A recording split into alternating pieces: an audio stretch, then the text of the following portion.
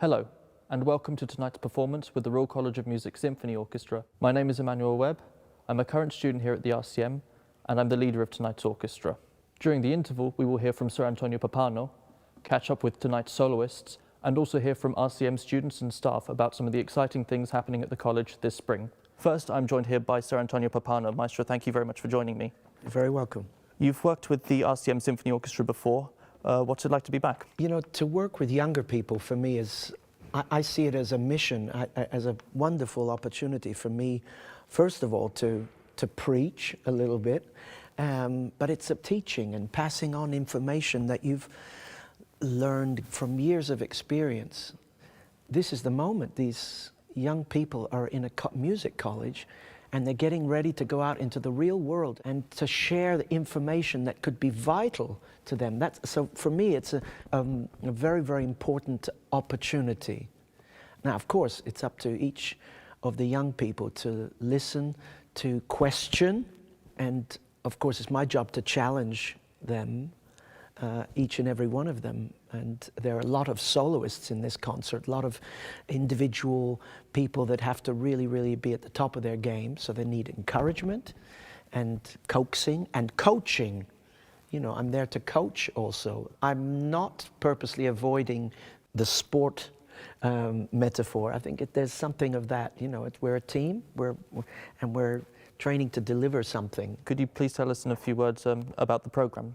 Yes, the program is a lovely program, two contemporaries, Richard Strauss and Mahler, and they were completely different, though both of them completely intoxicated with the ideas and the experiments of Richard Wagner. How they came up, the two of them, with completely different solutions to harmony, to texture, to storytelling.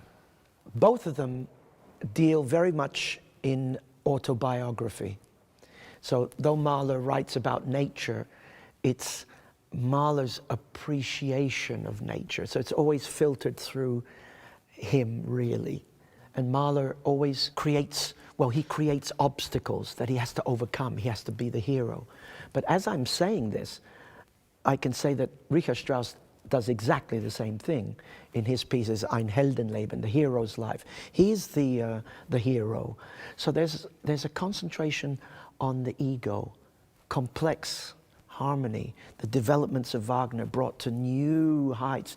Somehow the sleight of hand of a Strauss, the way he can go from one harmony to the next, and all of a sudden you're in a different world. It's just amazing. If we can touch on the Mahler, which is coming up in the second half, even though he discarded his original program notes for the First Symphony, in your opinion, you've spoken a lot about nature. What do you think is the core of the piece? What is it really about?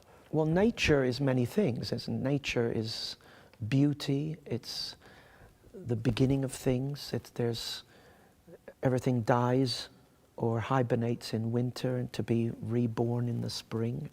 Winter is also tempests and gales and things to overcome, things that create fear. So there's your drama. A symphony has to portray drama. But most of the piece is very human.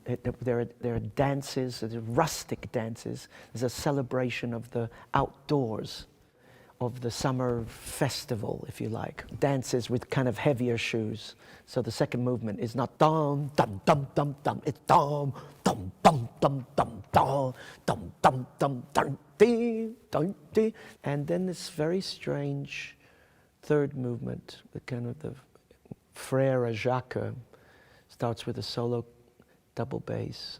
The finale is there's your tempest. So you're always in danger of going off the cliff, and the piece is technically quite difficult, but very, very dramatic, very operatic almost. Huge gestures, very unexpected after hearing the rest of the symphony. You have a situation that creates incredible dangers for a human being that have to be overcome. And does the hero overcome? Oh yes. Yes, so blaze of D major at the end, and everybody, celebrating the victory. It's a fantastic journey but you have to go through hell before you get there. Mahler was both a composer and a conductor. Do you think the specific markings in the score are a result of his work as a conductor? Well, Mahler was not only a conductor, he was one of the greatest. I mean, meticulous he was, and a great opera conductor too. I think when it came to his music, he just wanted to make sure that other interpreters really knew what he wanted, so he was very, very specific. Therefore, he makes the life of the conductor easier. It's conductor's music.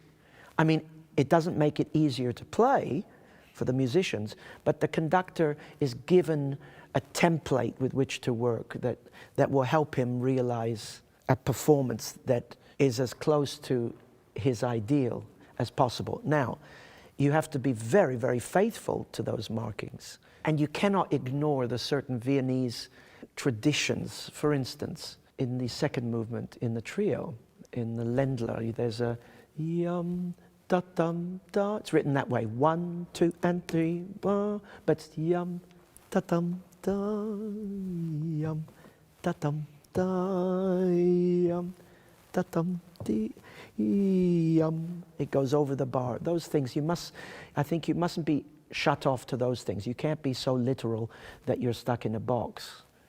But you have to have taken into consideration everything that he's written down for you. And finally, one question from our Instagram followers. What is the piece that you have most enjoyed conducting? That's a very difficult question for me to answer, because I tend to throw myself into whatever I'm doing, and it's got to be the greatest thing ever each time. Each piece has its own rules. Each piece has its own story. Each piece has its own style. But style is not just play with no vibrato or play with vibrato. It's how much vibrato. Why are we playing non-vibrato? All those things, I think, keep me in this job, because I'm curious to answer questions and solve the riddles of music making, if you like. Maestro, thank you for joining me. You're very welcome.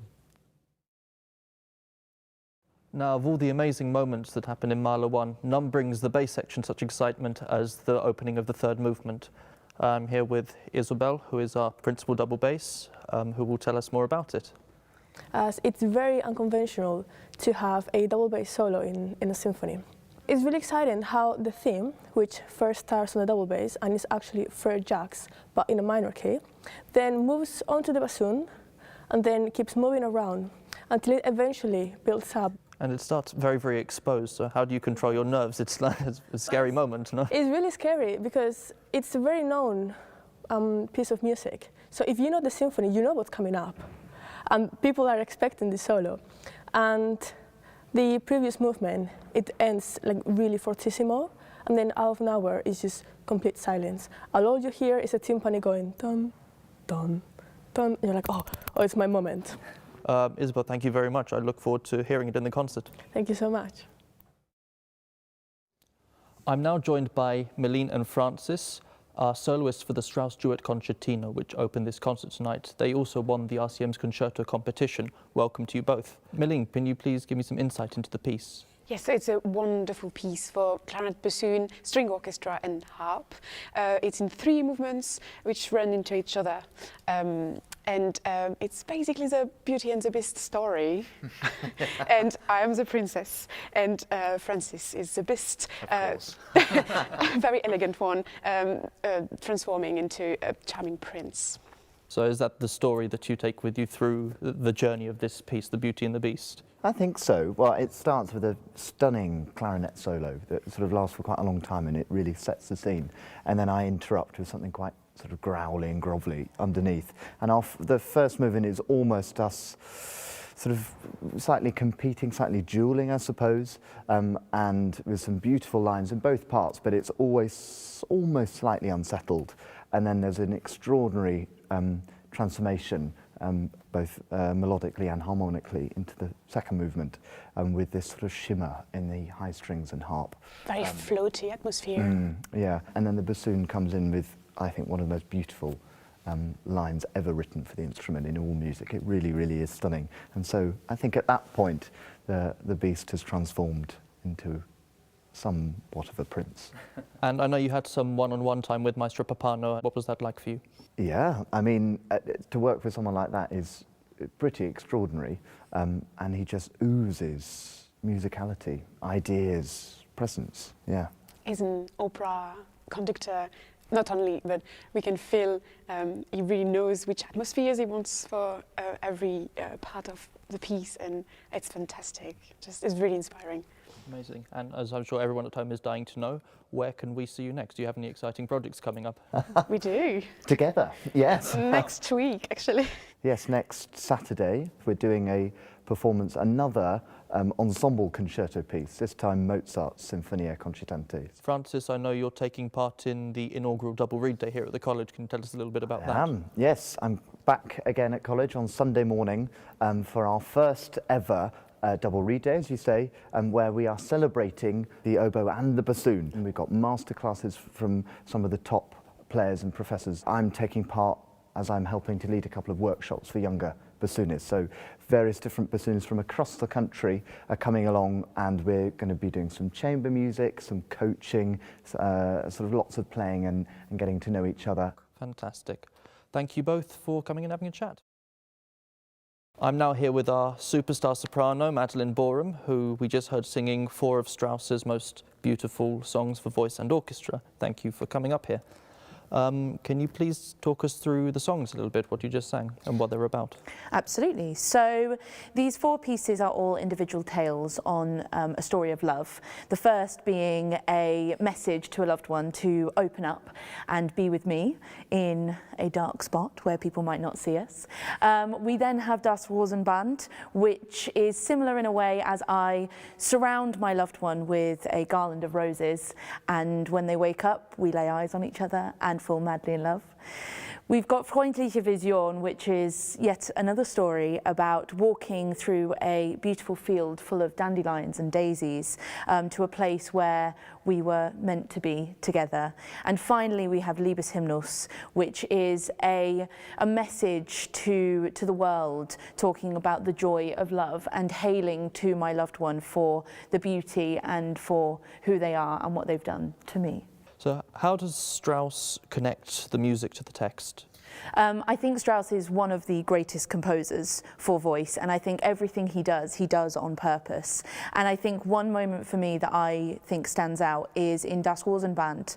The final phrase that I sing ends with the word Elysium, which means paradise. And it is the only moment of melisma that I get within these 4 songs, where he uses triplets and semiquaver movements to really flow into the feel of a paradise. And every time I sing it, I feel like it's so easy to get swept up into that beautiful image of Elysium, of paradise. Wonderful. And Strauss wrote originally these 4 songs for voice and piano and then orchestrated only 3 of them. The 4th, Ständchen, is orchestrated by Mottl. So do you think he captures the essence of Strauss? Is it the same for you to sing? I think it's always a very different beast when singing any of Strauss's pieces with an orchestra.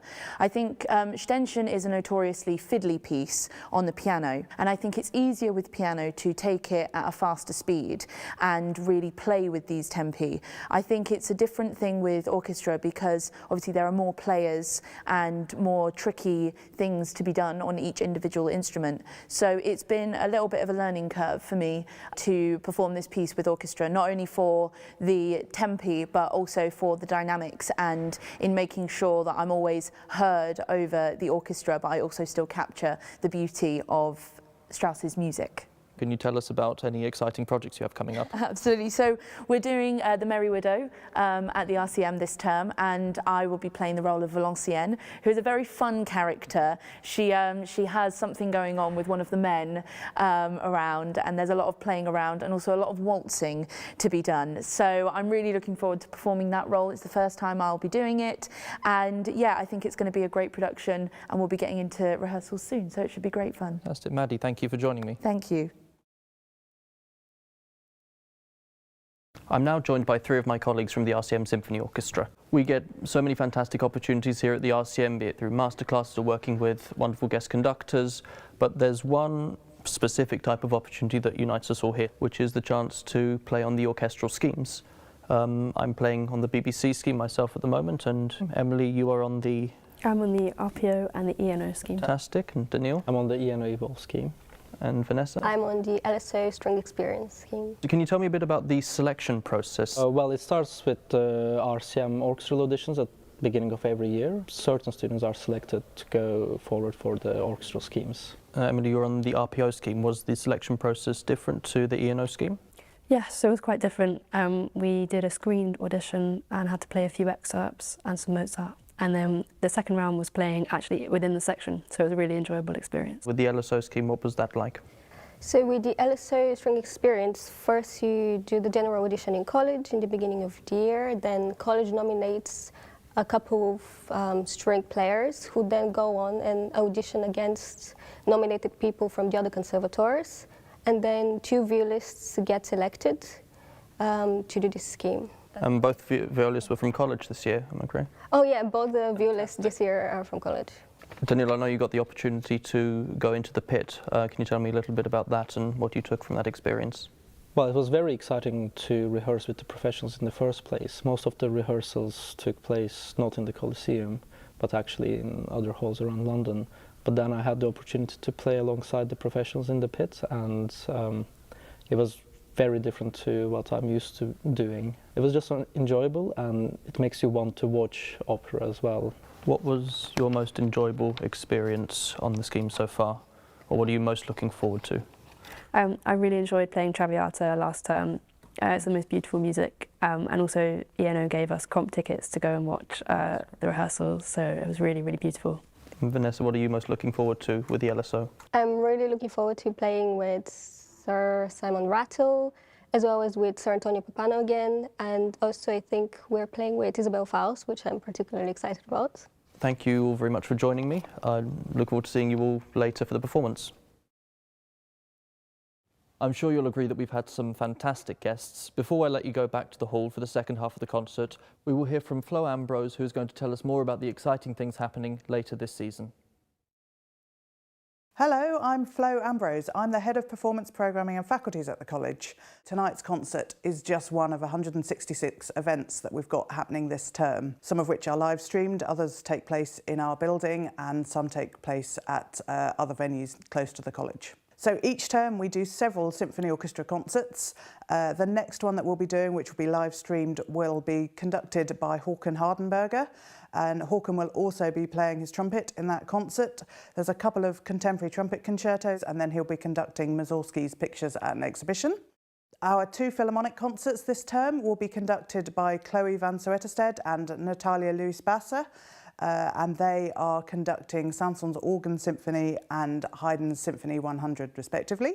As part of our events programme, we hold orchestral concerts, ensemble concerts, chamber music and masterclasses. So this term we have our Chamber Festival coming up on the 10th and 11th of February. We have 2 days of concerts featuring string quartets, wind ensembles, brass ensembles, piano trios, percussion and all sorts of different ensembles, including pop-ups in the cafe. Most of our masterclasses are open to the public, and it's an opportunity to come in and see visiting artists working with our students. So highlights this term include Dame Imogen Cooper on piano, we've got Alison Balsam on trumpet and Sasha Romero on trombone. Other highlights this term include our Baroque Orchestra, who perform with our chamber choir in a series of Bach cantatas. They're performing both here at the college and a concert in Oxford as well. On Thursday the 7th of March we perform Dvorak's 8th Symphony with members of the Chamber Orchestra of Europe sitting in the orchestra amongst our students. This concert will also be live streamed. This term the wind ensemble, the brass ensemble and percussion ensemble all perform. The percussion ensemble is a great opportunity for people who haven't come to the college before to come in and watch them perform. It's a great performance where they use all sorts of different instruments. As part of our performance programme we also perform at concert halls in and around London. And on the 1st of May, we're performing Messiaen's Tarangalila Symphony at the Royal Festival Hall. All the details for our performances can be found in our events guide and online. Tickets can be booked via our box office and online, and we hope to see you at one of our events soon.